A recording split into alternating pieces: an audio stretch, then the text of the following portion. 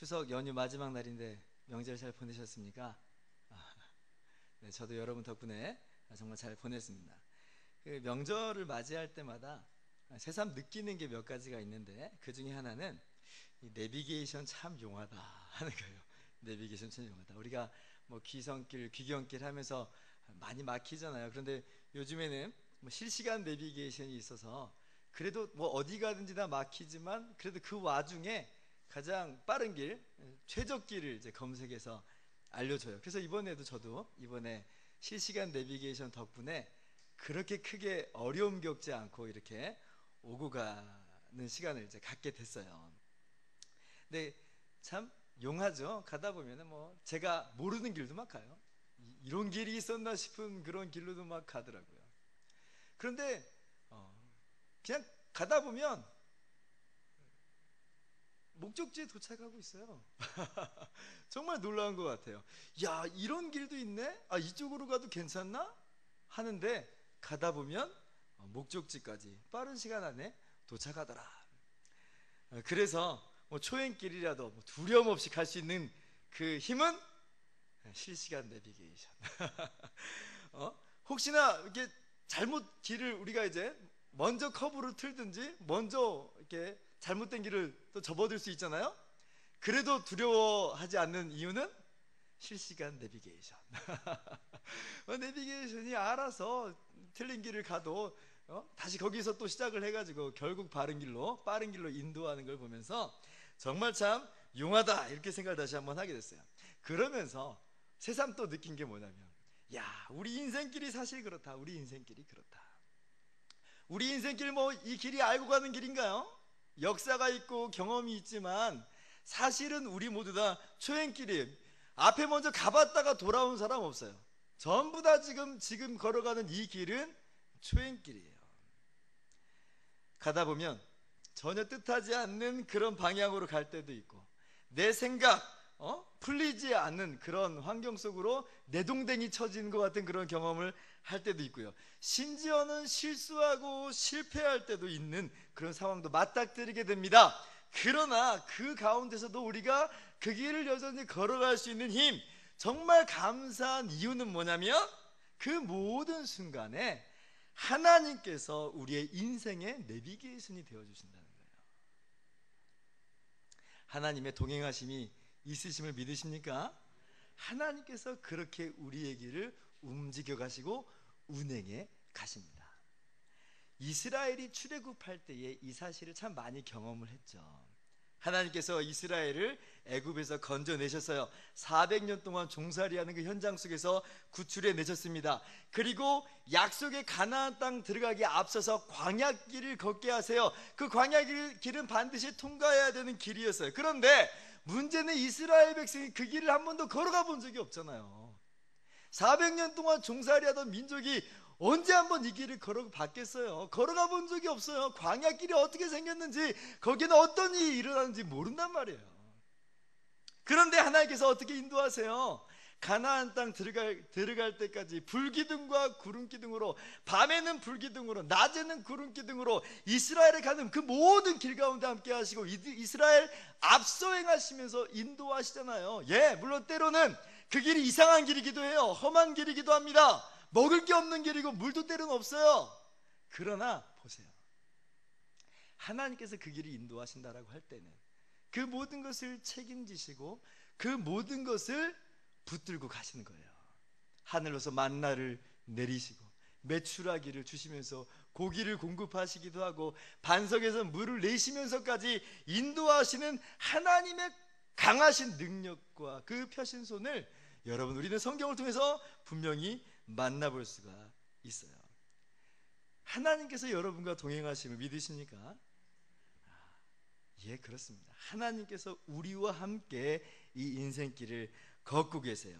우리를 그래서 그 나라에, 영원한 나라에 이를 때까지 반드시 인도하실 것입니다. 그러므로 우리는 어떠한 상황에서든지 기쁨과 평안을 잃어버리지 않고 이 길을 걸어갈 수 있는 줄을 믿으시기 바랍니다. 비록 예측 불허의 상황이 있을 때에도, 사망의 음침한 골짜기 같은 시련의 순간이 있을 때에도, 때로는 우리의 한심스러운 모습으로 모든 것이 엉망진창이고 뒤죽박죽이 되어버렸다고 해도 하나님께서는 변함없이 우리를 붙들고 가신다는 분명한 믿음 가운데로 나아가시는 저와 여러분 되기를 바랍니다. 그렇다면 그렇게 하나님께서 우리와 동행하여 주시는데, 우리와 동행하여 주시는 하나님 앞에서 우리는 어떠한 삶을 살아야 할까요? 따라서 해봅시다. 우리도 하나님과 동행하는 삶을 살자. 네, 그래요. 하나님께서 우리와 함께 하세요. 우리와 동행하고 계세요. 그러므로 우리가 어떠한 삶을 살아가야 되는가 할 때에 우리도 하나님과 함께 동행하는 삶을 사는 것이 마땅합니다. 이것이 우리의 모습이 되어야 돼요. 오늘 본문 5절을 보면 믿음의 선진 중에 에녹이라는 한 인물이 나옵니다. 한번 상반절을 같이 한번 읽어볼까요? 시작. 믿음으로 에녹은 죽음을 보지 않고 옮겨졌으니 하나님이 그를 옮기심으로 다시 보이지 아니하였더라. 지금 히브리서 11장에 믿음의 선진들이 계속 나오고 있어요. 우리가 주일날마다 이 믿음의 선진들의 모습을 함께 살펴보고 있습니다. 오늘 등장한 사람은 에녹인데, 지금 에녹이 어떠한 지금 삶을 살았나 하면 죽지 않고 그냥 하늘로 올려졌다는 거예요. 이 말씀이 어디에 기록되어 있는 말씀이냐면 창세기 5장 24절 사건을 이야기하고 있어요. 거기 한번 보시면 거기에서는 이렇게 표현하고 있어요. 한번 또 같이 읽어봅시다. 시작. 에녹이 하나님과 동행하더니 하나님이 그를 데려가심으로 세상에 있지 아니하였더라. 보시면 에녹을 하나님께서 데려가셨다, 똑같이 이야기해. 하나님께서 에녹을 데려가셨다고 이야기합니다. 자, 그런데 이 창세기 말씀을 보면 에녹이 어떠한 삶의 모습을 가지고 있었는지 보여주죠. 에녹이 어떻게 살았어요? 하나님과 동행하더니 이렇게 이야기해요. 이것이 바로 에녹의 삶이에요. 에녹은요, 그의 인생길을 걸어갈 때에 혼자 걸어가지 않았어요. 그와 함께 하시는 하나님과 함께 걸어갔다, 하나님과 동행하는 삶을 살았다. 이것이 성경이 밝히고 있는 에녹의 삶의 모습입니다. 이 모습을 믿음의 선진들로서 우리에게 제시하고 있고 우리에게 요청하는 거예요. 에녹과 함께 하나님과 동행하는 삶을 살아라. 여러분, 하나님과 동행하는 삶을 사시는 저와 여러분 모두가 되기를 바랍니다. 근데 하나님과 동행하는 것, 이게 피부에 잘 안 와닿아요. 그게 뭔가? 하나님이 보이기라도 하면 친구와 함께 동행하는 것처럼 그렇게 같이 걸어갈 수 있을 텐데 하나님 보이시지 않잖아요. 하나님 만져지지도 않아요. 그런데 도대체 어떻게 하나님과 동행한다는 말입니까? 어떻게 하나님과 함께 길을 걸어간다는 말인가요? 하나님 보이시기라도 하면 그래도 쉽게 좀 그래도 동행할 수 있을 텐데 보이지 않잖아요. 어떻게 해요? 하나님과 동행하는 게 뭔가? 아더 핑크 목사님은 이 동행하는 삶을 이야기할 때에 하나님과 동행하는 삶이란 뭐냐? 그 핵심은 하나님의 뜻에 순종하는 것이다, 그렇게 이야기해요. 한마디로 말하면 하나님 동행하는 것을 여러 가지로 이야기할 수 있지만 하나님과 동행하는 그 핵심은, 하나님과 동행하는 삶은 하나님의 뜻대로 살아가는 삶, 하나님의 뜻에 맞춰 살아가는 삶이다, 그렇게 이야기해요. 아모스 3장 3절 보면 이런 말씀이 있습니다. 두 사람이 뜻이 같지 않은데 어찌 동행하겠으며, 이렇게 얘기해요. 그렇죠. 뜻이 다르면 어떻게 동행할 수 있겠어요? 저는 광주에 가고 싶은데 집사람은 대구에 가고 싶다. 아니, 그러면 이게 지금 같이 못 가잖아요. 뜻이 다른데 어떻게 같이 가요? 뜻이 달라져서 동업이 깨지는 거고요, 뜻이 달라져서 부부간에 문제가 생기는 거예요. 뜻이 같으면 같이 가요. 같이 가는 거예요. 근데 뜻이 달라지니까 사람과 사람 사이에 문제가 생기고 동행하는 것에 있어서 문제가 생기는 거예요. 진정한 의미에서의 동행은 뭐냐? 그냥 같이 있는 게 아니에요. 뜻을 함께 하는 거죠. 뜻을 하나로 하여 함께 걸어가는 것이 진정한 동행의 핵심적인 의미, 본질이다, 그렇게 이야기합니다. 합니다. 우리의 뜻 하나님께 맞춰가면서 살아가고 있는가? 그게 동행의 삶이라는 거예요. 하나님의 말씀과 하나님의 방식대로 우리가 나아가는가? 여러분의 뜻을 하나님께 맞추어가면서 그렇게 진정하게 하나님과 동행하는 삶을 살기를 원합니다. 비록 내 생각과 내 본성과 내 자존심과 좀 다를 수 있어요. 하나님의 뜻에 맞춘다는 게 그렇게 만만치는 않을 거예요. 왜냐하면 우리는 본성상 죄악의 찌꺼기를 가지고 있기 때문에, 죄성이 있기 때문에 맞추기가 어려워요. 맞추기 알아요. 몰라서 못 맞출 때도 있는데 많은 경우에는 알면서도 귀를 막는 거예요. 하나님의 뜻에 우리의 뜻을 맞추려 들질 않아요. 그런데 하나님의 뜻을 맞추면서 살아간 분이 계시죠.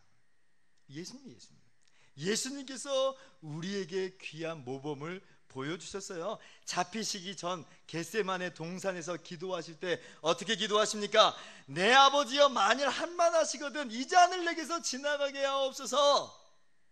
그런데요, 뭐라고 기도해요? 그러나 나의 원대로 마시옵고 아버지의 원대로 하옵소서. 우리는 동행이라고 하면, 하나님과 동행한다 그러면 마치 뭐 어떤 신비한 어떤 체험이 있어야지만 동행하는 것처럼 이해할 때가 있어요. 그런 건 없으면 동행하지 않는 것처럼, 동행할 수 없는 것처럼 생각할 때가 많습니다. 뭐 하나님의 음성이 들릴 때에만, 강렬한 뭐 떨림같이 있을 때에만 그래야지 비로소 하나님과 동행하는 것처럼 이해할 때가 많은데, 그렇지 않아요. 하나님께서 우리와 함께 하실 때 무슨 음성 들려주실 때만, 어떤 강렬한 떨림이 있을 때만 우리가 동행해 주시나요? 그렇지 않잖아요. 그런 것이 있든지 없든지 하나님이 우리와 함께 하신 것은 변함없는 사실이잖아요. 마찬가지로 우리가 하나님과 동행한다라고 할 때에는 그런 음성이 들릴 때가 있으면 좋죠. 있을 때도 있을 수 있겠죠. 그러나 있든지 없든지 간에 하나님의 뜻에 맞추어가는 거예요. 그것이 하나님과 동행하는 삶이다라는 것이 성경의 이야기입니다. 나의 원대로 마시었고 아버지의 뜻대로 되기를 원하나이다 하면서 한 걸음 한 걸음 걸어가는 것, 그것이 하나님과 동행하는 삶이에요. 미가서 6장 8절은 또 같은 맥락에서 이렇게 이야기합니다. 사람아, 주께서 선한 것이 무엇임을 내게 보이셨나니 여호와께서 내게 구하시는 것은 오직 정의를 행하며 인자를 사랑하며 겸손하게 내 하나님과 함께 행하는 것이 아니냐.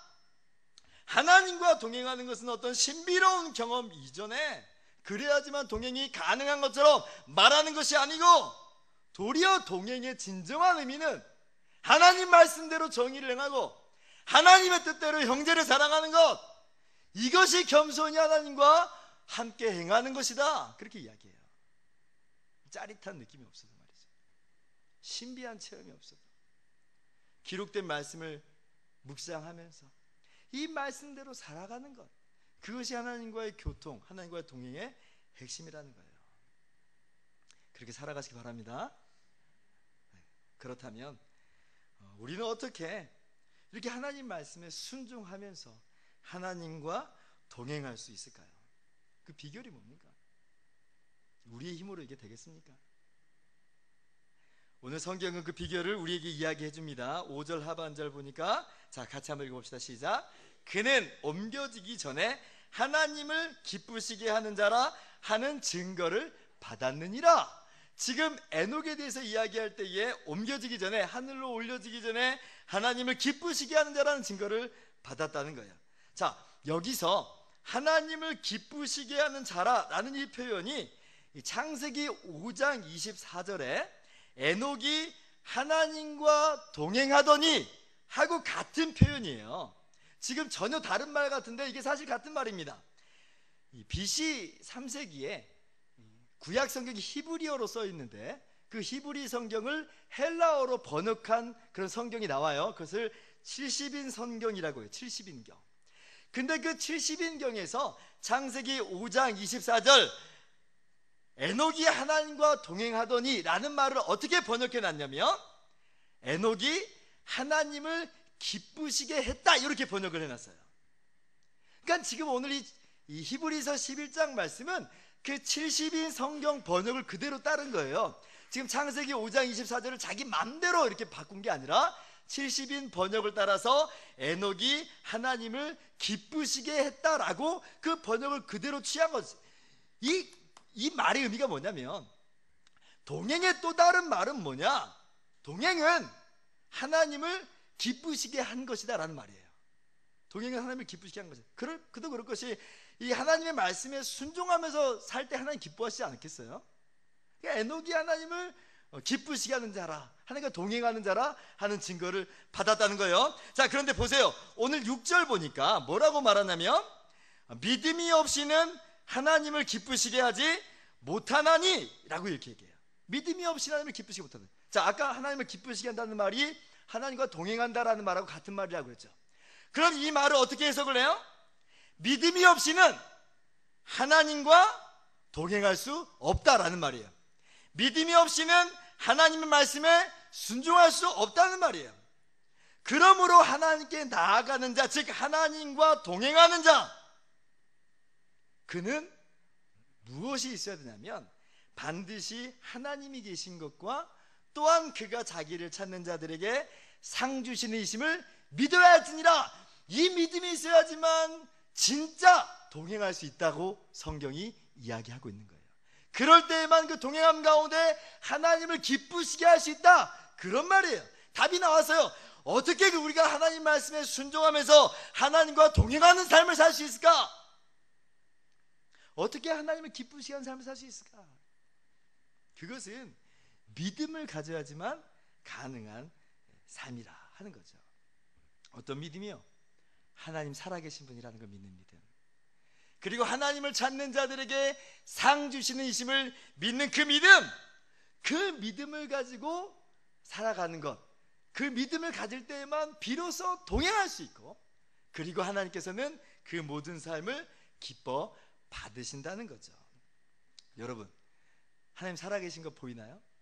보이지 않아요. 하나님이 주시는 상 제깍제깍 피부에 와닿나요? 그렇지 않아요. 그럴 때도 있지만 안 그럴 때가 많아요. 그러나 하나님과 동행한다라고 할 때는 그런 거하고 상관없다는 거예요. 눈에 보이는 것, 손으로 만져지는 것하고는 상관이 없어요. 보이지 않아도, 만져지지 않아도 하나님을 믿고 하나님께서 주시는 상을 믿는 거예요. 그러니까 지금 내 처한 상황은 어떻든지 간에 하나님과 동행하면서 살아가는 거예요. 심지어는 그런 삶을 살아갈 때에 다가오는 어려움과 문제와 환난과 시험이 있어요. 그래도 그 길을 걸어가요. 그래도 동행하는 거예요. 왜? 하나님께서 살아계시고 하나님이 주시는 상이 있잖아요. 이것이 히브리서 11장 1절의 이야기예요. 믿음은 바라는 것들의 실상이요 보이지 않는 것들의 증거니. 지금 보이는 것 하나도 없어요. 만져지는 것 한 개도 없어요. 그러나 믿는 거예요. 이게 믿음이에요. 그리고 그 믿음이 있으니까 동행의 삶을 살아갈 수가 있는 거죠. 여러분, 에녹이 살아가던 그 시점은, 에녹이 살아가는 시기는 뭐 그래도 좀 우리보다 나았지 않겠습니까? 이렇게 생각하는 분들이 혹시 있을 수 있어요. 그러나 에녹이 살아가는 삶, 에녹이 하나님과 동행할 때의 그 시대상도 사실은 우리의 시대상하고 그렇게 크게 다르지 않아요. 우리 때만 지금 죄악이 관영한 것처럼 보이고 삶이 어렵고 신앙생활 유지하기 어려운 것처럼 보이죠? 옛날도 똑같았어요. 에녹의 기사가 성경에 세 군데 나와요. 창세기 5장에 나오고 히브리서 11장에 나오고 또 한 번 어디에 나오냐면 유다서 1장에 나옵니다. 거기에 보면 이렇게 기록되어 있어요. 아담의 7세 손 에녹이 이 사람들에 대하여도 예언하여 이르되, 보라, 주께서 그 수많은 자와 함께 임하셨나니, 15절 같이요, 이는 뭇 사람을 심판하사 모든 경건하지 않은 자가 경건하지 않게 행한 모든 경건하지 않은 일과 또 경건하지 않은 죄인들이 주를 거슬러 한 모든 완악한 말로 말미암아 그들을 정죄하려 하심이라 하였느니라. 지금 에녹이 살아갈 때에 사람들에게 이렇게 하나님 말씀을 증거했다는 거예요. 그렇다면 이 말을 돌려서 생각해 보면 에녹이 살아가는 그 삶의 현장도 어떤 삶의 현장이었냐면 온갖 불의한 사람, 온갖 불경건한 사람이 판을 치고 있었던 그 시대라는 거예요.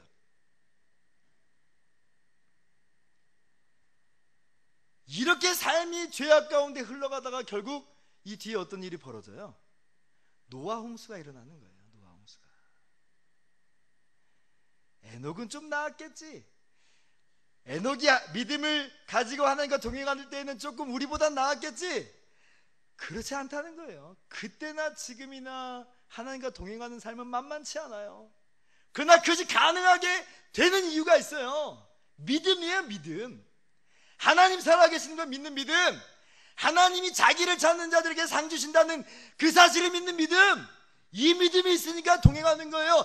지금 이 땅에서는 부귀와 영화를 누리지 못한다 할지라도 나는 하나님과 동행하리라. 이것이 에녹의 삶의 모습이었다 하는 거지요.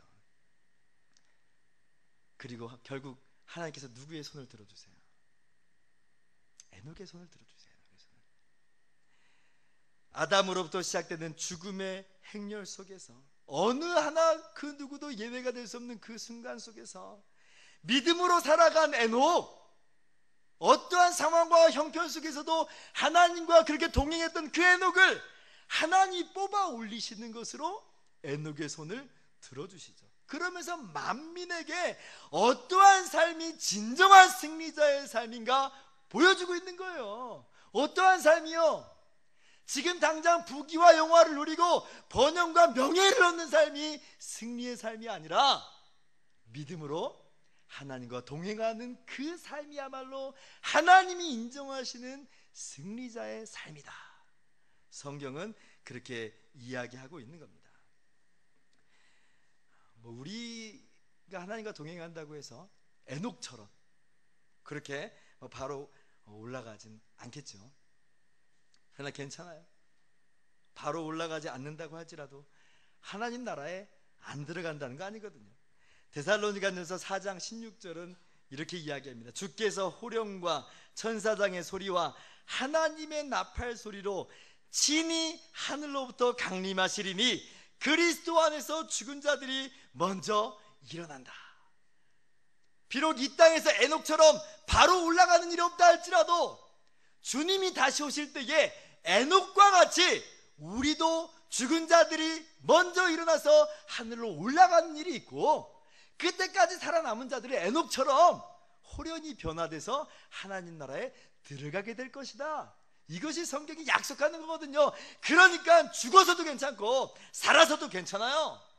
믿음으로 살기만 하면, 그렇게 하나님과 동행한다면, 그렇게 하나님을 기쁘시게 하는 삶을 살아간다면 하나님 나라에 반드시 들어간다는 거죠. 오늘 에녹의 일생이 우리에게 보여주는 바가 바로 그거예요. 여러분의 그 믿음이 있습니까? 하나님 살아계신 믿는 그 믿음이 있습니까? 자기를 찾는 자들에게 상 주시는 이심을 믿는 그 믿음이 있습니까?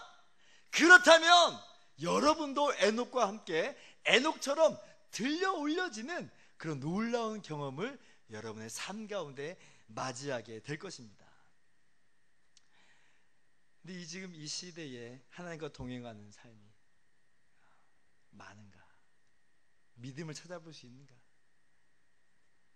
그러면 좋겠는데 여러 경우에서 그런 일을 우리가 만나지를 못해요. 저 문 바깥에 가면 미혹과 유혹이 얼마나 많은지 몰라요. 목사님, 그는 교회 안에서 나는 말이죠. 밖에 나가면 다릅니다. 네, 밖에 나가면 유혹과 미혹이 얼마나 많은지 몰라요.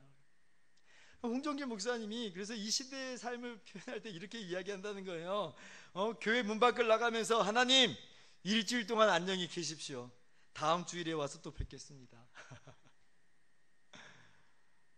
하나님과 1년 365일을 함께 동행하는 게 아니라 그냥 주일날만의 신앙으로, 주일날만의 그런 모습으로 국한되어 버리는 게 너무나 많다.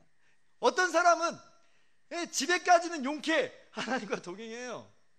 그런데 직장에 갈 때 하나님, 직장 잘 다녀오겠습니다. 집에 잘 계십시오. 밤에 뵙겠습니다. 직장에서는 전혀 하나님과 동행하는, 하나님의 뜻을 맞추어가는 삶하고 거리가 먼 그런 삶의 모습을 우리가 살아갈 때가 많다. 안타까운 사실이에요. 제가 이것이 만만한 일이다 그렇게 말씀드리진 않겠습니다. 쉬운 일은 아니에요. 그러나 그럼에도 불구하고 우리가 어떠한 삶을 살아가야 되는지 우리가 똑똑히 알아야 돼요. 그리고 그 방향대로 우리의 삶을 움직여가는 우리들의 모습이 필요합니다. 여러분의 믿음이 교회 안에서만 유용한 믿음이 아니잖아요. 여러분의 믿음이 집에서만 유용한 믿음입니까? 그렇지 않잖아요. 우리의 일생, 우리의 영혼을 이끌어가는 믿음이잖아요. 문제가 있을 때나 없을 때나 여전히 우리에게 힘이 되는 믿음 아니에요? 그러면 그 믿음을 여러분의 삶으로 보이셔요. 그 믿음이 이끌어가는 걸 경험하세요. 하나님께서 우리를 붙잡아 주실 거예요. 혹 이 땅이 아닐지라도 마침내 그 나라에 인도하실 것이 분명하기 때문에 우리는 이 믿음 때문에 오늘도 하나님과 동행하면서 살 수가 있는 거죠. 여러분, 지선아 사랑해라는 그런 책의 저자를 아십니까? 이지선 자매 이야기인데 아마 아시는 분도 여러 번 들어보셨을 거예요. 그분이 간증을 읽은 적이 있어요. 이분이 이화여대 다니는 꽃다운 청년의 나이 때에 음주운전자가 운전하는 차에 의해서 교통사고를 당해가지고 차가 불타면서 모습이 아주 흉측하게 이제 변해버려 전신 화상을 입어요. 처음엔 중환자실에서 사경을 헤맵니다. 죽느냐 사느냐의 기로 속에서 왔다 갔다 하는 거죠. 면회는 하루에 3번 30분 동안 이 면회 시간만 허용이 됐다고 해요. 근데 이제 그때마다 어머니가 딸을 만나러 가는데 딸이 시종일관 엄마의 눈을 보는 거예요.